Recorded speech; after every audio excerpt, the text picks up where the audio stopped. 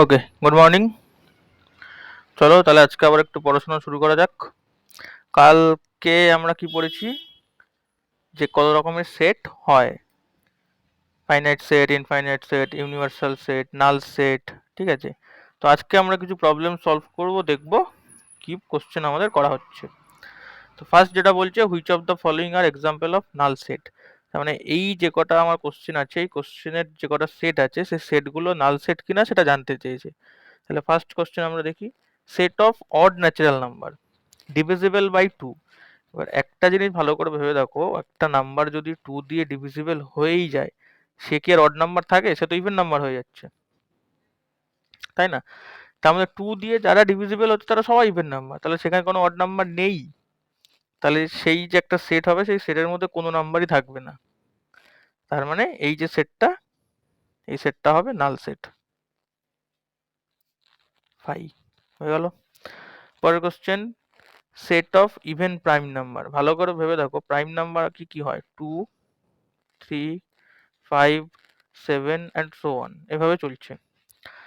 তো ইভেন নাম্বারের মধ্যে কে আছে? 2 একমাত্র ইভেন নাম্বার, 3 ও ইভেন নয়, 5 ও ইভেন নয়, 7 ও ইভেন নয়। কিন্তু যদি 4 আমি নিই, 4 একটা ইভেন নাম্বার কিন্তু ডিভিজিবল বাই 2, 1, 4, তার মানে প্রাইম নাম্বার হলো না।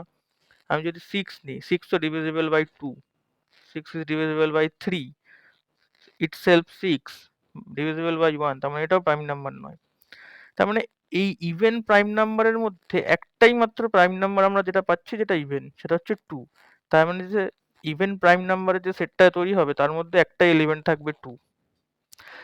এলিমেন্ট তো আছে একটা, একটা এলিমেন্ট আছে, বাট আছে তো এলিমেন্ট। তার মানে এটা পুরো ব্ল্যাঙ্ক সেট, মানে কোনো শূন্য সেট তো নয়, মানে এমন তো সেট না যে ভেতরে কোনো এলিমেন্টই নেই।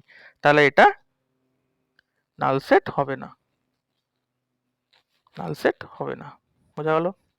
পরের কোশ্চেন, একটা সেট আছে x such that x is a natural number, x less than 5, x less than 7। R x যদি একটা ন্যাচারাল নাম্বার হয়, তার মানে সেটা 1, 2, 3, 4, 5, 6, 7, 8, 9, 10 এরকম ভাবে চলবে।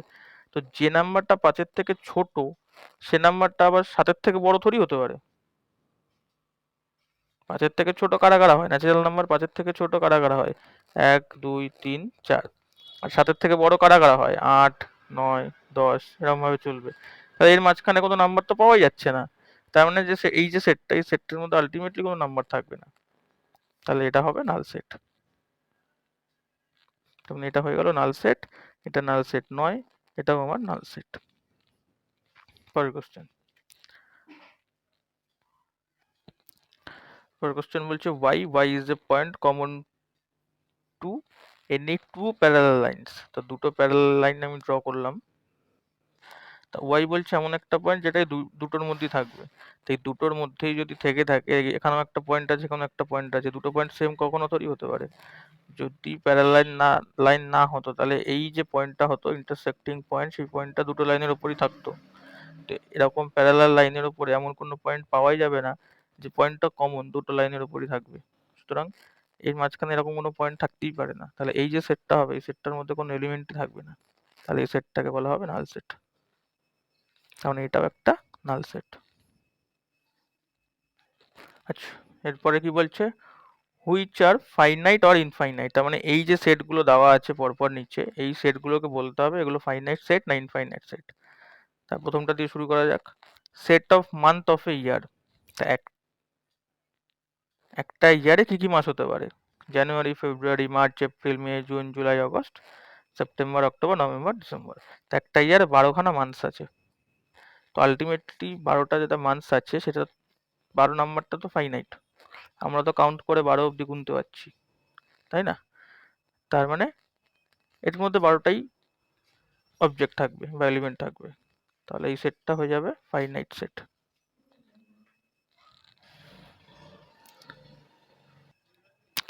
এই সেট 1, 2, 3 অ্যান্ড চলছে সো অন, কত অব্দি চলবে কেউ জানে না, আমি গুনতেই পারছি না কত কোথায় গিয়ে শেষ হবে। তাহলে এটা ইনফাইনাইট সেট।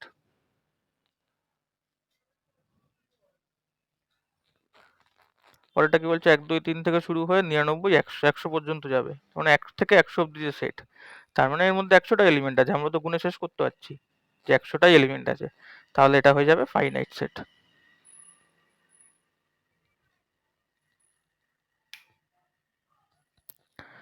তারপরটা বলছে the set of positive integers greater than zero. তা গ্রেটার দ্যান জিরো মানে 101, 102, 103 এরকমভাবে কত দূর যাবে বোঝাই যাচ্ছে না, চলতেই থাকবে পরপর এরকমভাবে কন্টিনিউয়াসলি না, তার মানে কোথায় গিয়ে শেষ হবে কিছু বোঝা যাচ্ছে না, তাহলে এটা হয়ে যাবে ইনফাইনাইট সেট।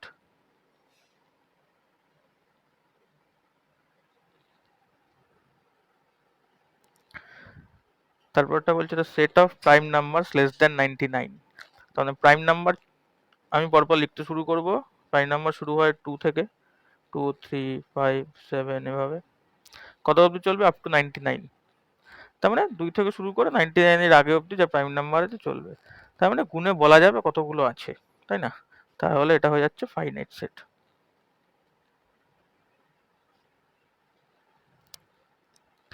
তারপরটা বলছে set of lines which are parallel to x Axis.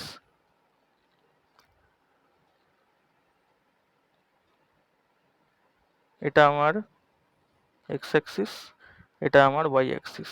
বলছে এক্স অ্যাক্সিসের প্যারালাল লাইন্স, এটা হতে পারে, এটা হতে পারে, এটা হতে পারে, এটাও হতে পারে, এদিকেও হতে পারে, তাহলে প্রচুর প্যারালাল লাইন আছে, গুণে শেষ করা যাবে না কতগুলো আছে। তাহলে এই যে সেটটা এটা হয়ে যাবে ইনফাইনাইট সেট।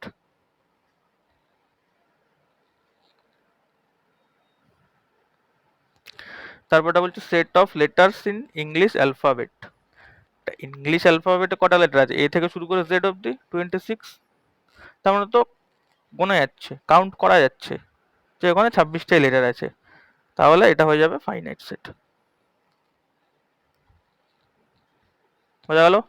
আজকে এই অবধি। নেক্সট ডে সেট থিওরির অন্য ভিডিও নিয়ে আসবো আবার। পড়ানোটা ভালো লাগলে চ্যানেলটি লাইক করো, সাবস্ক্রাইব করো, বন্ধুদের মধ্যে শেয়ার করো, যাতে তারাও তোমাদের মতো শিখতে পারে।